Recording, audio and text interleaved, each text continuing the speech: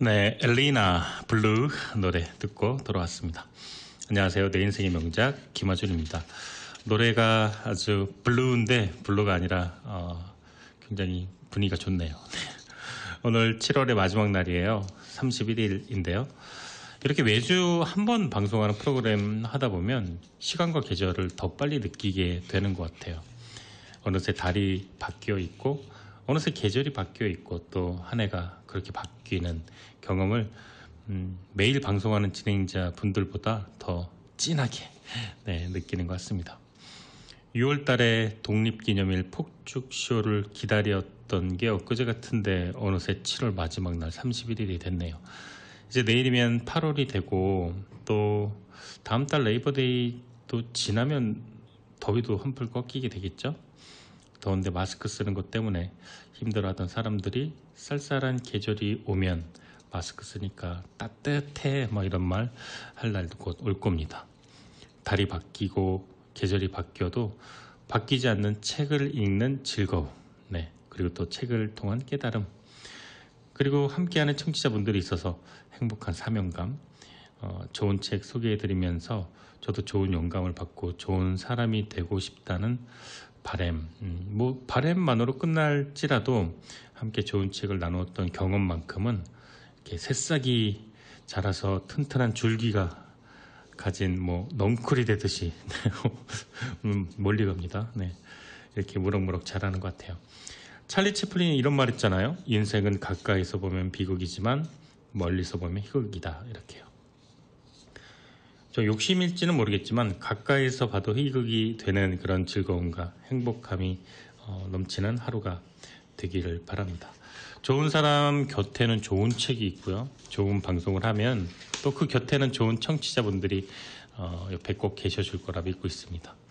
다행인지는 모르겠어요. 그런데 오늘부터 7월 31일부터 내 인생의 명작이 2시간으로 기존 1시간 30분에서 연장 편성이 되었습니다. 청취자 여러분들의 고마운 성원과 또 좋은 책과 방송에 대한 염원으로 2시간 편성이 된 것 너무나 감사하고 기쁘게 생각하고 있습니다. 앞으로 시간이 30분 더 늘어난 만큼 더 좋은 방송 열심히 알차게 준비해서 좋은 책 더 자세히 소개해 드리도록 노력하겠습니다. 노래 듣고 돌아와서요. 오늘 내 인생의 명작 주제 소개해 드리도록 할게요. 그랜트 셰퍼가 부르는 러블리 타운 듣고 오겠습니다. 네, 그랜트 셰퍼 러블리 타운 듣고 돌아왔습니다. 이런 생각이 들어요. 제가 5년 전이에요. 벌써 횟수로 2017년에 내 인생의 명작 일요일 오전 30분 방송으로 시작했는데 또 다음해에는 1시간이 됐고 또 작년에는 1시간 30분으로 편성이 되고 올해 이제 오늘부터 7월 31일부터는 2시간 방송이 되었습니다. 저도 예전 재방송 들으면 숨고 싶어요. 진짜 어쩜 진짜 이런 생각이 들 정도로 도망치고 싶은 그런 방송이었는데 시간이 지나면서 또 여러분들이 좋은 평가해 주시고 관심 가져주셔서 이렇게 제 입으로 말하긴 그렇지만 장수 교양 프로그램이 된 것 같습니다. 교양 프로그램이 5년 이상 하면은 장수한 거죠. 참 한결같이 성원해 주신 청취자 여러분께 다시 한번 감사드리고요. 오늘 내 인생의 명작 여러분과 함께 나눌 주제 소개해 드립니다. 셰릴 샌버그 그리고 애덤 그랜트, 우리 명작이 사랑한 작가죠. 애덤 그랜트. 이 두 분이 공동으로 집필한 책이에요. 옵션 B. 오늘 내 인생의 명작 주제입니다. 비즈니스계 리더이자 페이스북 최고 운영 책임자, 또 심지어는요 차세대 대선 미국 후보로 손꼽히고 있습니다. 이 셰릴 샌버그요. 캘리포니아 대학교 버클리 캠퍼스 졸업 축사에서 이런 조언을 했어요. 상실과 역경은 피할 수 없습니다. 당신의 근간을 뒤흔드는 도전이 당신이 진정 누구인가를 증명할 것입니다. 당신이 살면서 이루어냈던 성공과 업적뿐만 아니라 당신이 아픔을 어떻게 극복했느냐가 당신을 규정할 것입니다. 네, 이 축사가 이 책의 키포인트가 아닌가 싶어서 제가 인용을 해봤습니다. 사랑하는 사람의 죽음, 사업 실패, 이혼, 질병, 상실과 역경은 어느 순간 갑자기 우리를 덮치고 고통에 빠뜨리고 무기력하게 만듭니다. 근데 우리가 원하는 최선의 삶인 옵션 A의 삶에 대해서는 관심을 갖지만 상실과 역경으로 인해 맞닥뜨리는 차선의 삶, 그러니까 옵션 B의 삶을 살아가는 법에 대해서는 좀처럼 생각하고 배울 기회를 갖지 못했던 것 같아요. 옵션 B는 바로 이런 문제를 본격적으로 다룬 책입니다. 이 책은 공동 저자인 셰릴 샌버그의 진솔한 경험, 그리고 와튼스쿨 심리학과 교수이자 내 인생의 명작이 살아가는 저자, 책 많이 했었죠. 한두 달 전에는 그 기브 앤 테이크, 이것도 우리 애덤 그랜트 작가 작품이고요. 이 애덤 그랜트의 지식과 통찰력을, 나이가 40살밖에 안 됐어요. 네, 이렇게 해박한 지식과 아주 유망한 교수인데, 아무튼 역경에 맞서고 회복 탄력성을 구축하는 법을 애덤 그랜트를 통해서 이야기합니다. 재계, 그리고 학계의 최고 리더라고 할 수 있죠. 페이스북의 리더, 그 다음에 학계, 와튼스쿨의 또 교수. 이 두 사람이 썼다는 사실만으로도 엄청난 화제가 됐습니다. 이 책이 2017년도 출간됐는데, 출간과 동시에 아마존 종합 1위, 또 뉴욕타임스 베스트셀러 올렸습니다.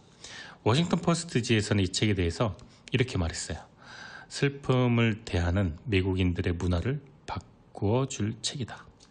또 뉴욕타임즈에서는요, 이 책을 관대함, 정직함, 가슴 먹먹함이 담긴 놀라운 작품이라고 평가했습니다. 네, 아주 좋은 책인가 보네요. 오늘 함께할 책입니다. 오늘 내 인생의 명작에서 같이 나눠볼 주제 옵션 B, 노래 듣고 돌아와서 함께하도록 하겠습니다. The Talbot Brothers가 부르는 곡인데요. One Day Soon, 함께 들으시죠.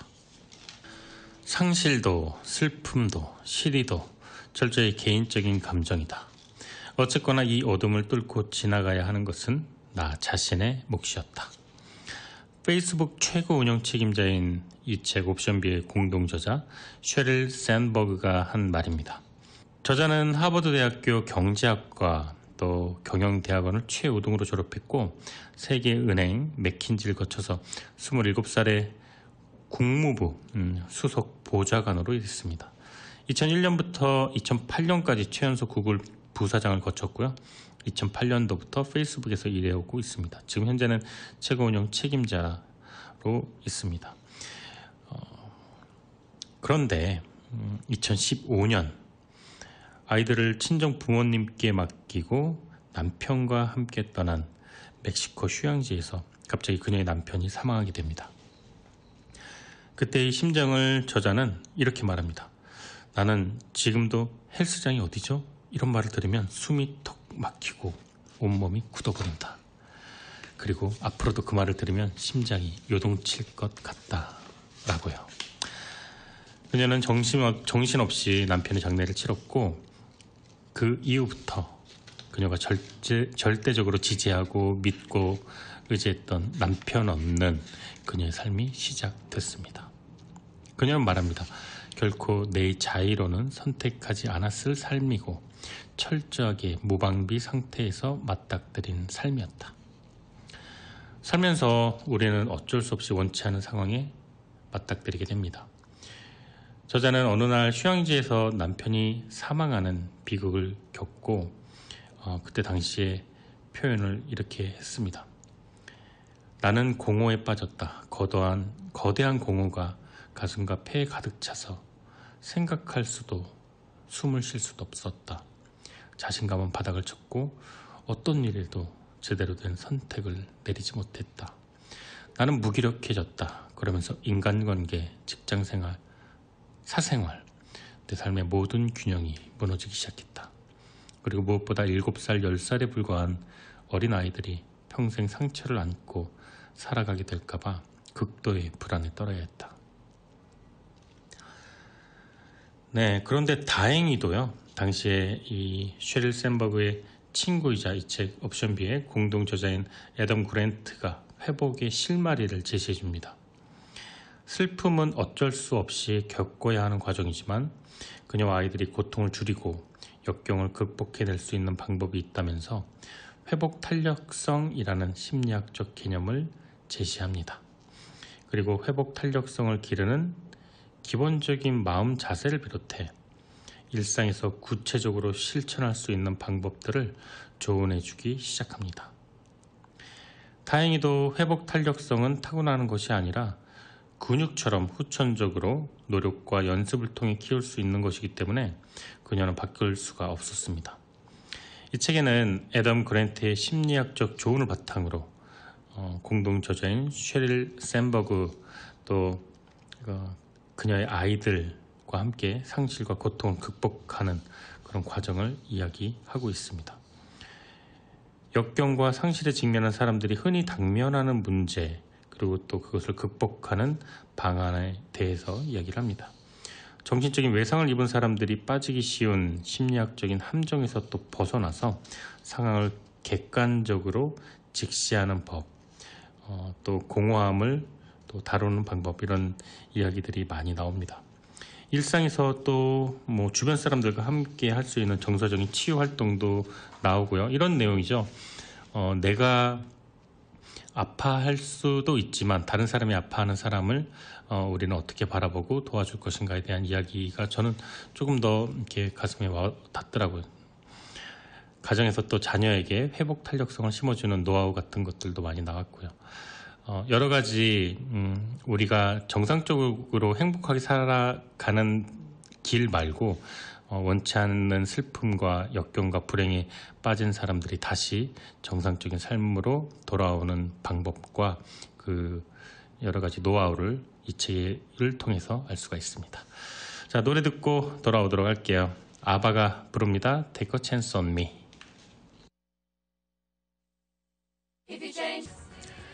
이 책 옵션 B는 셰릴의 개인적인 상실과 극복에 대해서만 얘기하진 않고요. 집단 따돌림, 질병, 실직, 이혼, 자연재해, 성소수자에게 가해지는 차별, 사랑하는 이의 죽음, 이런 우리가 살면서 우연히라도 맞닥뜨릴 수 있는 다양한 그런 역경, 이런 슬픔, 이런 것들에 대한 극복의 지혜에 대해서도 이야기합니다. 저자는 조금씩 상처를 극복해 나가기 시작했고, 또 애덤 그랜트는 정신적 외상 후 성장에 대해서 이야기하는데요. 심리학자들은요, 중병을 가지고 있다가 살아났거나 또 자연재해에서 극적으로 살아났거나 또 여러 가지 폭행과 성폭행 이런 피해자들이 살아났을 경우에 이제 그 과정을 헤쳐나왔을 경우에 두 가지 반응을 보였다고 합니다. 첫째는 괴로워하면서 외상 후 스트레스 장애를 앓거나 우울과 불안에 시달리거나, 두 번째는 회복 탄력성을 보여 외상이 발생하기 이전 상태로 정상적인 삶으로 회복하는 경우, 이 두 가지를 이야기를 합니다. 그런데 뜻밖에도 세 번째 결과가 나타났다는데요. 그것은 고통을 겪고 난 후의 삶이 그 이전의 삶보다 더 행복하고 기쁨의 삶으로 변했다는 것입니다. 네, 대단하죠. 네. 이 책 공동 저자인 애덤과 셰릴은 다양한 역경에서의 외상 후 성장을 경험한 사람들의 연구 결과들을 살펴보고 그런 사람들을 직접 인터뷰하면서 그들의 경험과 지혜를 책에 담았습니다. 셰릴도 자신이 외상 후 성장을 하는데 도움이 된 경험을 이야기하는데요. 절망에 빠져 지내던 초기에 셰릴은 본능적으로 긍정적으로 생각하려고 애썼습니다. 그런데 애덤은 반대로 상황이 더 나빠질 수 있었다고 생각해 보라고 조언을 했는데 셰릴은 아주 경악을 하면서 어떻게 상황이 더 나빠질 수 있겠냐고 반문을 하는데요. 애덤은 이렇게 말했답니다. 가령 예를 들면 남편이 아이를 차에 태우고 운전하다가 그렇게 심장 부정맥을 일으켰을 수도 있잖아요. 네, 그 순간 셰릴은 아이들이 살아있다는 사실에 미치도록 감사했다고 고백을 합니다. 또 아이러니하게도 남편의 죽음 이후로 삶에 더욱 더 깊이 감사하게 되었다고 하네요. 자, 노래 듣고 돌아오겠습니다. 퍼스트 네임이 같네요. 셰릴 스와지니. 우리 또 명작이 사랑하는 가수죠. 필리핀 가수, 인도네시아 가수입니다. 죄송합니다. 장가라쿠. 이게 또 따갈로그로 불렀네요. 함께 들어보시죠. 네, 여러분은 지금 좋은 책과 좋은 음악이 있는 곳 김하준의 내 인생의 명작 청취하고 계십니다. 앞서 말씀드린 것처럼 내 인생의 명작은 이제 30분 연장 편성이 되었습니다. 5시 반부터 7시까지 1시간 반 동안 방송되다가 오늘부터는 5시부터 7시까지 2시간 동안 방송하게 되었습니다. 오늘 내 인생의 명작 주제는 셰릴 샌버그와 애덤 그란트의 공동 집필 서적 옵션 B입니다.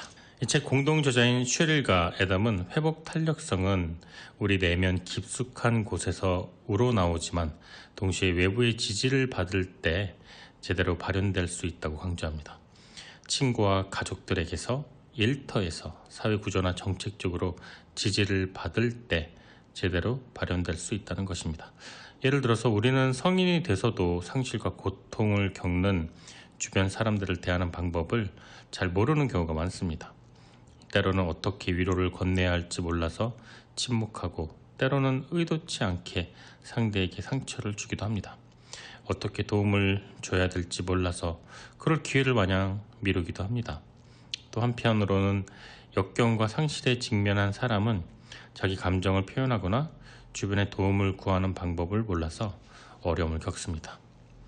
이런 경우에 비극을 겪는 사람들의 고통과 고립감은 더 커집니다. 유튜브 동영상에 이 두 공동 저자들이 대화를 나누는 장면이 나오는데 몇 가지가 있어요. 근데 7분 정도짜리가 있는데 너무 재밌고 이 책에서 이렇게 딱딱하고 심각하고 이렇게 보였던 두 저자가 이 펜실베니아 대학교에서 그 학생들을 상대로 이제 그 어떤 테드처럼 이제 앉아서 근데 편안하게 이렇게 대담을 나누는 장면이 나오는데 시종일관 너무 재밌고 웃기고 그러면서도 이제 메시지는 잘 전달이 됩니다. 깊은 시리에 빠져 있을 때, 커다란 슬픔에 빠져 있을 때, 도저히 위로할 엄두가 나지 않을 때도 연락을 해야 된다. 이렇게 얘기합니다. 혼자만의 시간을 줘야겠어 하고 연락을 안 하는 건 잘못된 행동이라고 합니다. 그럴 때일수록 정서적 공감을 함께 해주는 게 좋다고 하는데요. 자식을 저 세상으로 보낸 부모에게 얼마나 슬플까, 그래서 연락하면 안 돼가 아니라 그래도 연락해서 마음속 응원과 지지하고 있다는 것을 보여줘야 한다고 얘기합니다.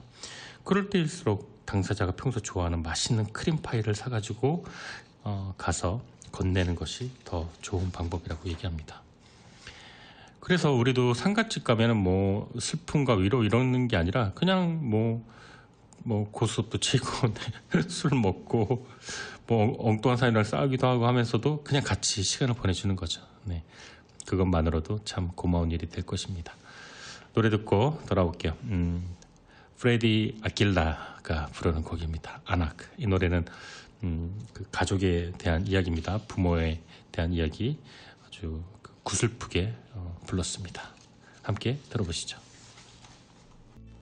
이 책의 공동 저자 셰릴은 애덤의 심리학적 조언과 자신의 경험을 바탕으로 고통을 겪는 사람들이 솔직하게 자신의 상황을 이야기하는 법, 또 고통을 겪는 지인에게 진정한 위로와 도움을 제공할 수 있는 법에 대한 이야기를 하는데, 이게 참 저는 인상적이었어요. 내가 아플 때 벗어나는 법에 대한 이야기가 너무 많지만 다른 사람이 아파하고 있는 사람을 우리가 어떻게 대해야 한다는 이야기를 전하는 책은 없었던 것 같은데 정말 우리가 잘못 알고 있구나 이런 생각 많이 들었어요.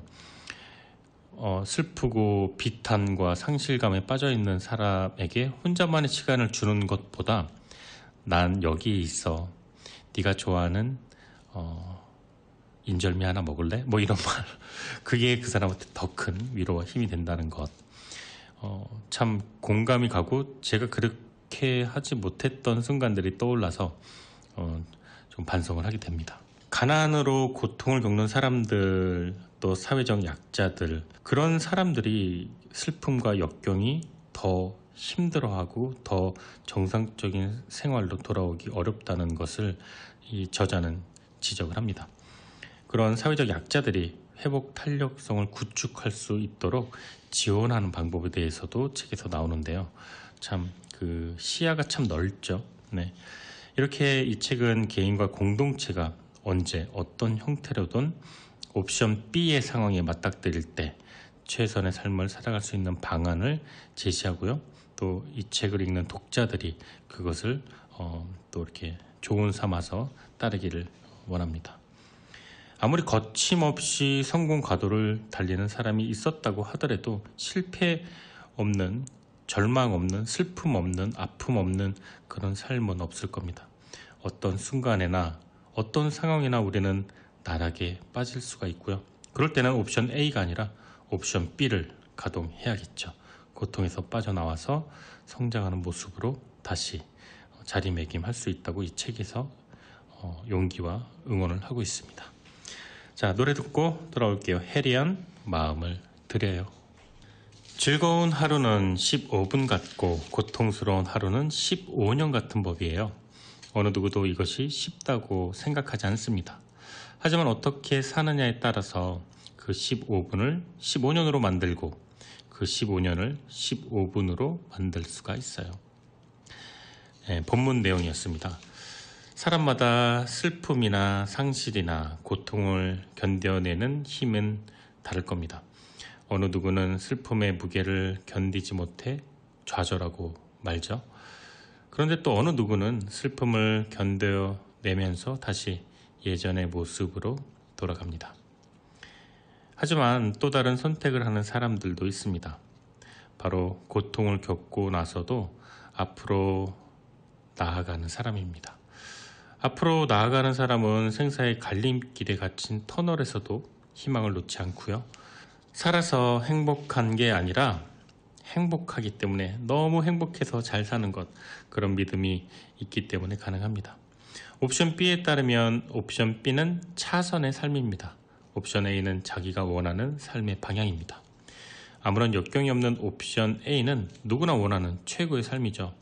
그런데 하루아침에 옵션 A도 역경에 부딪힐 수밖에 없는 게 현실입니다. 이럴 때 우리는 어떻게 해야 될까요? 옵션 B를 쓴 저자를 보더라도 갑자기 남편이 하늘나라로 가버렸죠.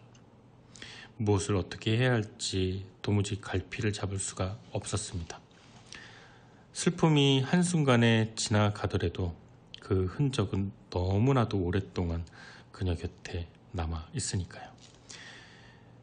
지나간 것 같이 보여도 어느 순간 다시 나타나서 고통스럽게 합니다. 죽음이 과거가 또 현재가 되고 또 미래가 되고 이렇게 반복이 됩니다. 살은 사람은 살아야 되는데 살아도 사는 게 아닙니다. 심리학자 마틴 셀리그먼은 우리가 역경에서 회복하기 어려운 이유를 세 가지라고 말합니다. 첫 번째는 개인화. 사람들이 그렇게밖에 될 수 없었던 게 모두 자기 문제라고 개인화하는 겁니다. 두 번째, 침투성. 이 사건이 내 인생 모든 영역에 영향을 끼친다고 오해하는 겁니다. 마지막으로 영속성. 이 사건의 충격이 내 평생을 지배할 것이다라는 잘못된 믿음입니다. 결과적으로 사람들이 이 세 가지를 선택하게 되면 삶이 급속도로 망가지거나 엉망이 됩니다. 불행을 피할 수 없는 나락으로 걷고 있는 이들을 보면 가슴이 참 아픕니다. 지금껏 우리 사회는 옵션 A만이 효율적인 삶이라는 방식으로 살아왔습니다. 그런데 사람들로 하여금 역경을 극복하는 힘은 무엇이고, 또 아이러니하게도 역경에 맞서며 웃으면서 대처하는 방법을 고민하는 사람들은 얼마나 많은지 모르겠습니다. 그래서 옵션 B를 통해서 얻을 수 있는 게 역경을 이겨내는 회복 탄력성입니다. 어떻게 사느냐에 따라서 회복 탄력성이 생겨날 수도 있고 다시 줄어들 수도 있습니다.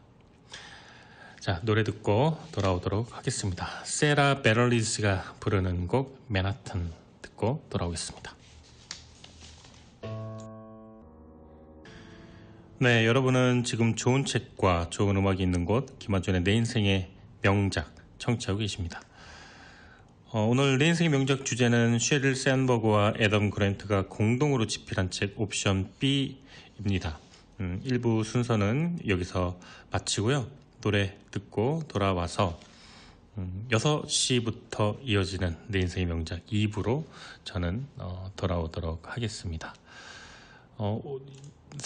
이렇게 1시간 풀로 다 하니까 저도 좀 낯설고 그러는데요. 여러분들은 어떻게 느끼셨나요? 5시 반에 방송을 틀었는데 왜 중간부터 나오지? 이런 생각 하셨을 수도 있는데 이제 5시에 시작하니까 이 점 꼭 기억해 주시고요. 토마스 레이시 부르는 Beer Can Fix 이 노래 1부 끝곡으로 들으시고 저는 잠시 후 2부 6시에 돌아오도록 하겠습니다. 지금 6시가 되었네요. 내 인생의 명작, 저는 김하준입니다. 오늘 책은 옵션 B, 네, 오늘 명작 주제입니다. 이 책에는 방 안에 코끼리 내쫓기라는 내용이 나오는데요. 방 안에 거대한 코끼리를 두고 함께 살고 있는 현대인을 풍자한 겁니다. 여기서 방은 우리 마음 심리 상태를 뜻하고 코끼리는 우리 마음속에 있는 아주 거대한 부정적인 생각, 불평, 불만, 고통, 슬픔, 우울, 좌절 이런 감정들을 말합니다. 우리는 이 거대한 코끼리와 좁은 방에서 그렇지 않아도 가뜩이나 이 좁은 방에서 살고 있습니다. 부대끼면서.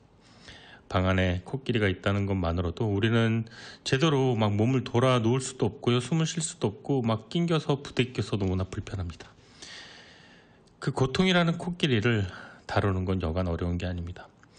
우리는 늘 끊임없이 방 안에서 코끼리를 몰아내려는 생각뿐인데 그래서 발로 차기도 하고 욕하기도 하고 그런데 이럴 때 회복 탄력성은 코끼리에게 이렇게 말을 합니다. 나는 알아. 네가 고통스러워하는 모습이 보여. 나는 너를 염려하고 있어. 불편하진 않니? 네. 이런 말을 하면은 네, 참 좋네요. 회복 탄력성은 코끼리가 사라지는 걸 바라는 게 아니라 강요하는 게 아니라 욕심을 내는 게 아니라 대신에 공감하고 그 고통에 대해서 심지어 감사하고 함께 있어줘서 고맙다고 이야기를 합니다. 왜냐하면 사람은 고통과 좌절과 역경을 통해 더 나은 존재로 성장하기 때문이죠.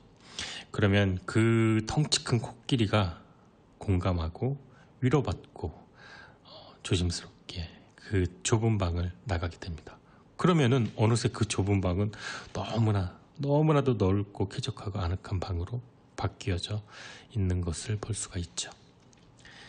우리는 늘 장밋빛 인생을 추구하면서 살지만 삶은 늘 장미가 아니라 개나리도 됐다가 진달래도 됐다가 할미꽃도 됐다가 국화도 됐다가 그렇게 됩니다.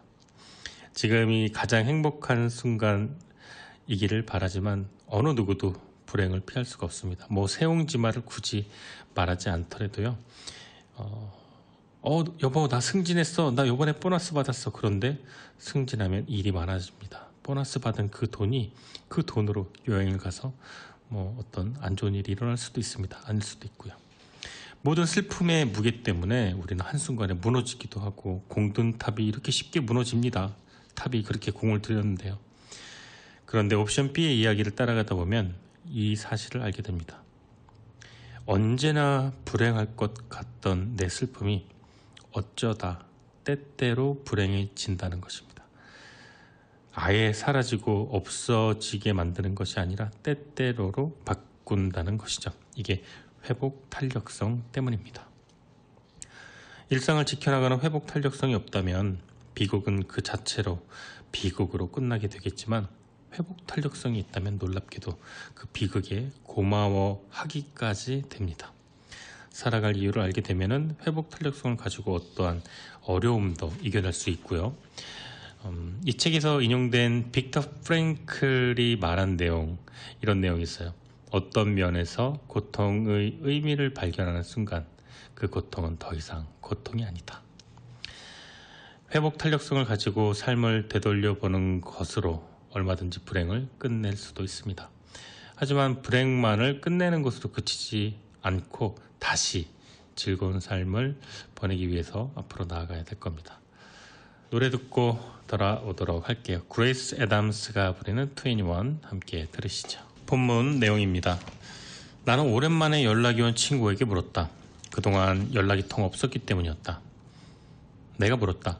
친구야, 어째서 그렇게 나에게 연락이 없었니? 그러자 친구는 내게 말했다.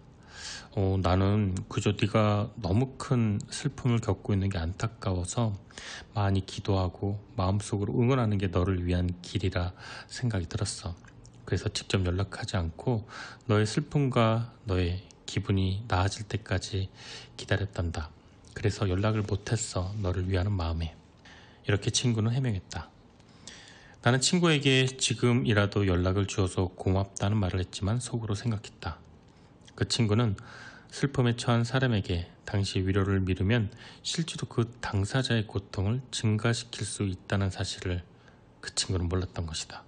물론 친구의 잘못은 전혀 아니다. 그 감정을, 그 방법을 이해한다는 게 이론적으로 이해한다는 것 이상의 직접적인 경험이 필요한 부분도 분명 존재한다는 걸 나는 이제서야 알았기 때문이다. 우리는 타인의 고통을 제대로 이해하기 힘들다. 심지어 상상하기도 힘들다. 신체적으로나 감정적으로 강렬한 고통을 느끼지 않을 때는 고통의 영향을 과소평가하기 쉽다. 손을 잡아주는 것처럼 사소한 행동이라도 도움이 될 수 있다. 심리학자들은 사람들 앞에서 즉흥적으로 연설하라고 10대 소녀들에게 요청하여 스트레스를 줬다. 이때 어머니와 손을 잡게 하자 소녀들이 느끼는 불안감이 감소됐다. 식은땀이 줄어들고 생리적 스트레스를 어머니에게 옮겨간다. 사람은 힘든 순간에, 육체적, 정신적으로 무너지는 순간에, 너무 괴로워서 혼자 있고 싶은 순간에도 반대로 누군가 자기 곁에 있어주길 원한다. 다 내 곁에 떠나고 없어져 버려. 이렇게 소리치는 동시에 나를 지켜봐줘. 내 곁에 있어줘. 내가 원할 때까지 기다려줘. 이렇게 말을 하고 있는 것이다. 회복 탄력성이라는 말은 휘어지거나 늘어나는 유연성을 떠올리게 합니다. 우리는 평소에 이런 생각 많이 하는데요. 왜 나한테만 이런 일이 일어나지? 이런 생각 합니다. 어떤 사람은 이 불행 속에서 행운은 올까? 이렇게 한 발 더 나아가기도 합니다. 우리는 불행한 일이 일어나면 불안, 슬픔, 자괴감 이런 감정에 빠지죠. 이런 상태에서 우리는 2차로 자신을 가해한다 그래요. 자기를 혹독하게 비난하고 상황을 악화시키고 소리 지르고 자책하고 자의하고 이러면 상황을 벗어나기는 점점 더 힘들어집니다. 생각은 점점 더 나쁜 쪽으로 흘러가게 되고요. 고통을 더하지 말고 멘탈을 회복해서 유연하게 상황을 헤쳐나오는 방법이 필요합니다. 어떤 사람이든 불안을 안고 살아갑니다. 이번 달 렌트비 못 내면 어떡하지? 그 사람이 나를 버리면 어떡하지? 우리 아이가 캠프에 적응 못하면 어떡하지? 모든 걱정, 불안이 항상 존재합니다. 그런데 잘못된 지레짐작은 자기를 점점 더 힘들게 할 뿐 해결책을 보여주지는 않습니다. 불안과 걱정과 슬픔, 이런 감정을 차단하면 에너지를 아낄 수가 있습니다. 쓸데없는 정신적, 감정적, 신체적인 에너지 낭비도 피할 수 있고 그 자리에 긍정적인 이미지, 상상, 그리고 행복의 감정을 심어 넣으면 우리는 더 좋은 결과를 얻을 수가 있습니다. 걱정하고 불안해하고 슬퍼한다고 해결되는 문제는 단 한 가지도 없습니다. 그 안에 긍정적인 이미지를 그리고 또 행복의 감정을 연습하고 또 그 대체된다면 해결되는 문제가 많이 생길 겁니다. 책 본문 내용 소개해 드릴게요. 브루스 페일러 박사는 이렇게 조언했습니다. 무슨 일이든 해주겠다고 제안하는 것은 문제가 있다. 의도가 좋기는 하지만 이는 결국 고통받는 사람들에게 무심결에 의무를 지우게 된다. 무엇이든 해주겠다 말하지 말고 그냥 어떤 일을 하라. 이혼한 뒤 이사를 해야 하는 사람에게 포장용품을 보내거나 집을 잃은 친구에게 결혼 축하 파티를 변형한 형태로 파티를 열어준 사례를 소개한다. 어떤 친구는 원한다면 포옹을 해줄 수 있고 힘든 일을 겪은 친구가 병원 아래층으로 내려오든지 말든지 1시간 안에 병원 로비에 있겠다고 문자 메시지를 보내는 것. 구체적인 행동을 보여주는 게 좋다고 말한다. 문제를 고치려고 애쓰거나 그 사람의 슬픔을 해결하겠다고 도와주거나 노력하는 게 아니라 그저 함께 하겠다는 신호면 충분하다. 본문 내용입니다. 나는 일기를 쓰면서 내 과거를 이해하고 현재와 미래를 헤쳐나갈 자신감을 새롭게 구축할 수 있었다. 매일 일기를 쓰면서 당시 내가 한 일 중에서 잘한 일 3가지를 함께 써보라고 제안했다. 나는 처음엔 회의적인 태도를 취했다. 제대로 하는 일이 거의 없는데 대체 어떻게 잘한 일을 찾으라는 것인가? 오늘 혼자 옷을 입었어요. 트로피를 주세요. 하지만 잘한 일을 적으려면 심리학자들이 말하는 소위 작은 승리에 집중할 수 있다는 아주 유익한 증거가 있다. 한 실험에서 피실험자들은 잘한 일 3가지와 그 이유를 일주일 동안 매일 기록했다. 그 다음 6개월 동안 느끼는 행복감은 어린 시절 기억을 기록한 그 집단보다 더 커졌다. 정말 잘한 일과 그 일을 하루 5분 동안 기록했다. 3주 만에 정신 및 신체 건강과 관련된 고통이 이완되었고 물론 스트레스 지수도 감소했다. 행복은 훈련이다. 하루 동안 잘한 일 3가지를 밤마다 적었다. 자신감이 회복하면서 이 활동의 필요성이 작아진 것 같았다. 애덤이 새로운 아이디어를 제안했다. 매일 즐거웠던 순간 3가지를 적는 것이었다. 그날 행복했던 순간 3가지를 공책에 적는다. 그러면 즐거움이 번뜩이는 순간을 포착해내고 감사할 수 있다. 또 긍정적인 일이 생기면 이것을 공책에 적어야겠어 이렇게 생각한다. 이런 습관은 하루 전체를 빛나게 해준다. 회복 탄력성은 별게 아니다. 내가 오늘 슬픔이 나의 시리에 빠지지 않고 조금 더 행복해지는 것이다. 그러나 다시 말하지만 행복도 연습이 필요하다. 연습을 해야 습관이 되고 습관이 자리 잡아야 행복도 자리 잡는다. 네, The Carpenters, Yesterday Once More 들었습니다. 저자는 갑작스럽게 남편을 잃은 것에 대한 깊은 슬픔과 상실감 회복을 위해서 매일 작은 승리를 선택했습니다. 그리고 변화를 느꼈죠. 모든 이 조언은 물론 공동 저자인 애덤 그랜트의 조언에 따른 것이었는데 시리에 빠져서 의욕 없고 힘들어하던 그녀는 애덤 그랜트의 조언에 따라서 작은 승리로 계속된 승리를 얻게 되었습니다. 책에는 이런 내용이 나옵니다. 한니발이 로마를 침공하고 로마 전국은 엄청난 연패를 한다. 로마를 엄청나게 괴롭히지만 결국은 로마가 이겼다. 이긴 원인은 로마군은 한니발의 정규군과는 절대 싸우지 않았다. 한니발과 떨어진 부대하고만 싸웠다. 그리고 작은 승리를 했다. 그리고 그 작은 승리를 이어나갔다. 한니발은 점점 수세에 몰렸다. 로마의 작은 승리들이 모여 한니발 군사의 사기가 꺾이고 결국 로마가 승리하게 되었다. 작은 승리를 강조했던 그런 부분인데요. 이렇게 작은 승리, 그러니까 작은 성공 체험이 일상에서의 그 성취감은 곧 삶을 변하게 한다고 합니다. 아침에 화분에 물 주는 거, 이 작은 행동이 우리를 기분 좋게 시작할 수 있게 합니다. 사람은 누군가를 도울 때 도움을 받는 사람 이상의 행복과 성취감과 짜릿한 성공 체험을 느낀다고 하는데 화초에 물을 주는 것만으로도 우리 하루가 행복으로 시작을 하는데 내가 나를 위한 습관을 만들고 계획을 실천하는 것, 그리고 또 다른 일을 돕고 보탬이 되는 것, 나의 하루를, 아니 우리 하루를 더 행복하고 잘 살 수 있게 만들어줍니다. 본문 내용 읽어드릴게요. 나는 작은 승리를 통한 슬픔을 극복했다. 그리고 행복을 연습한다. 즐거웠던 순간을 적으면서 작은 행복에 취하고 다시 즐거움을 회복한다. 남편이 죽었는데 웃고 다녀? 그런 말하는 사람들은 문제가 있다. 회복을 하면서 즐거움을 얻는 것이다. 즐거움 속에 회복이 있는 것이다. 즐거움이 죄가 아닌 것이다. 아이들은 행복하다. 그렇기 때문에 슬픔을 이길 수 있는 것이다. 그리고 살아갈 수 있는 것이다. 작은 승리는 작은 행복을 부르고 작은 것들 덕분에 나는 살 수 있다. 네, Living on a Jet Plane, 프란체스카 듣고 들어왔습니다. 이 책에서 언급하는 옵션 B는 회복 탄력성에 대한 이야기입니다.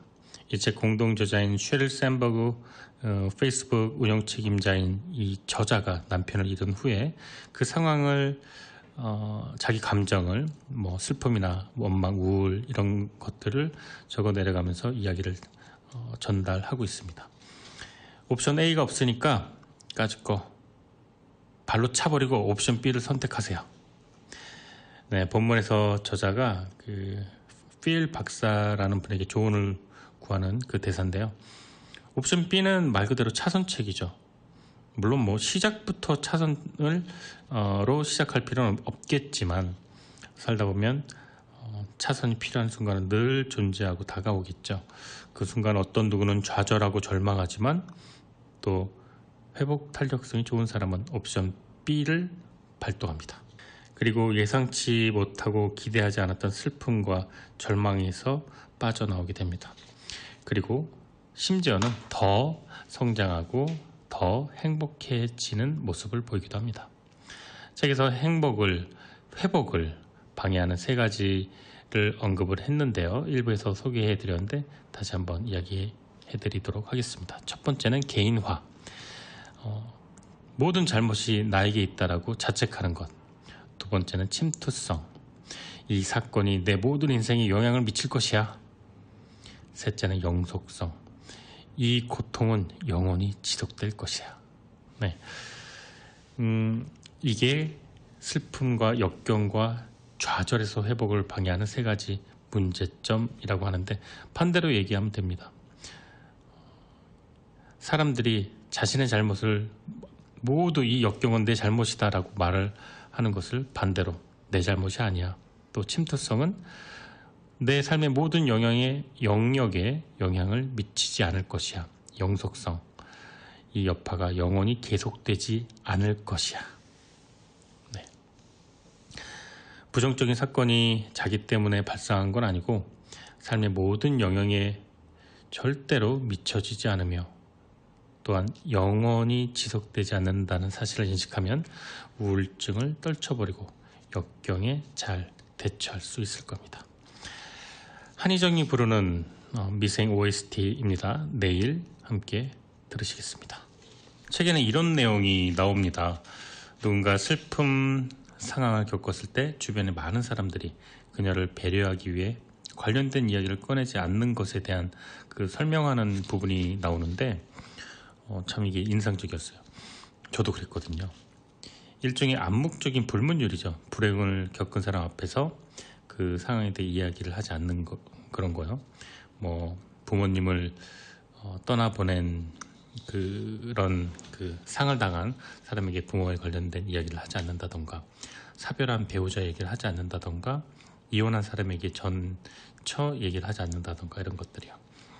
이게 오히려 그런데 침묵하고 말하지 않는 게 당사자들을 더 힘들게 한다고 저자는 말합니다.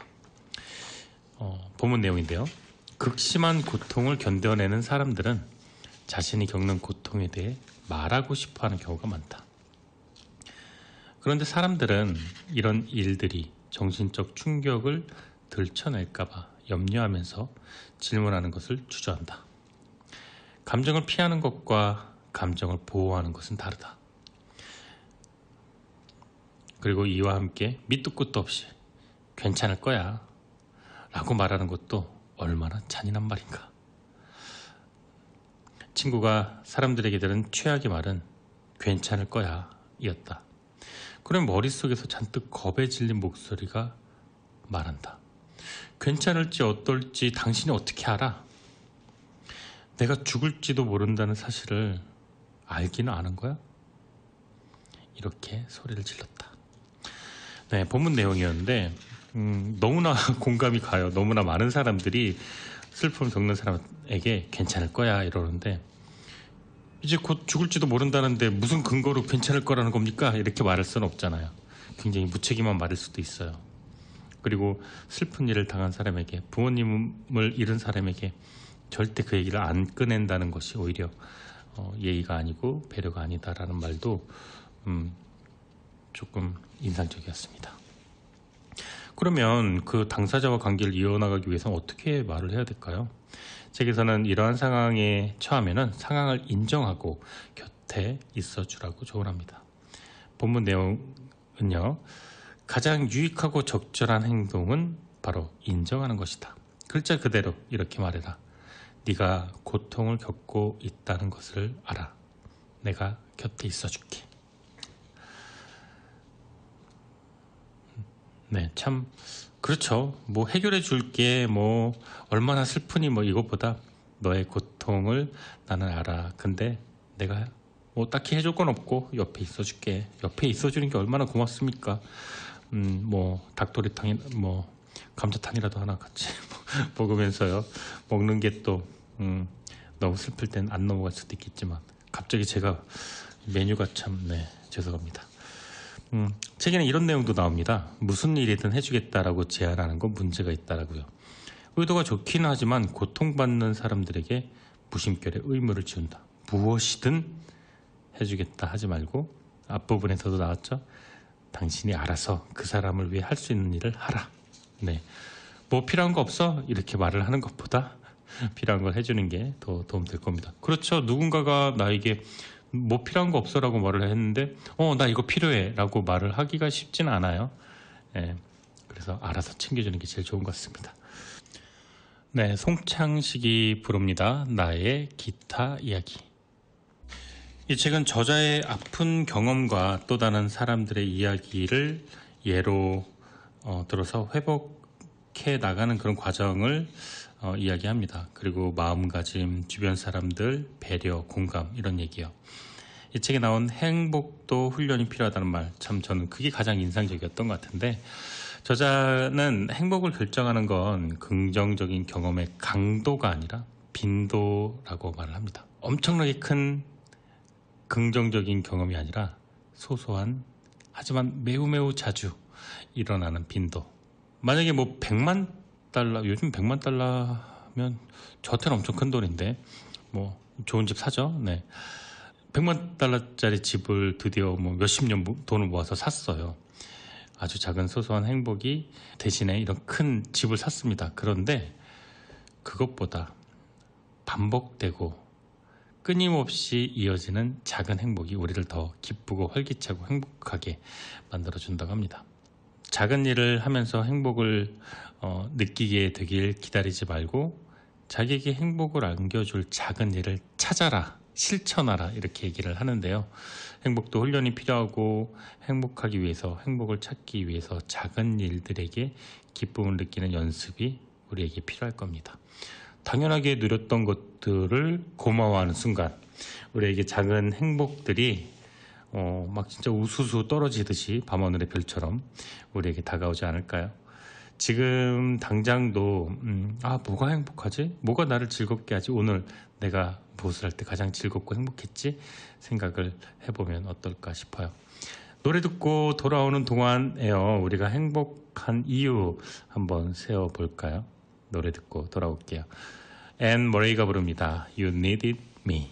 네, 여러분은 지금 매주 토요일 저녁 5시부터 7시까지 방송되는 좋은 책과 좋은 음악이 있는 곳, 김하준의 내 인생의 명작 청취하고 계십니다. 오늘 내 인생의 명작 주제는요, 셰릴 샌버그와 그와 그리고 또 애덤 그랜트, 이 두 명의 공동 저자가 집필한 책 옵션 B였습니다. 매주 만나는 한 권의 명작이 우리 인생을 조금 더 풍요롭게 그리고 조금 더 행복하게 이렇게 만들어줍니다. 오늘 마지막 곡은요, 피아노맨 빌리 조엘 곡을 마지막으로 저는 물러나야 될 것 같아요. 앞으로 매주 토요일 저녁 5시부터 7시까지 2시간입니다. 5시 반 시작이 아니라 5시니까 꼭 기억하시고요. 저는 이만 물러나도록 하겠습니다. 지금까지 내 인생의 명작, 저는 김하준이었습니다. 다음 주에 다시 뵐게요. 오늘 끝까지 청취해 주셔서 감사합니다.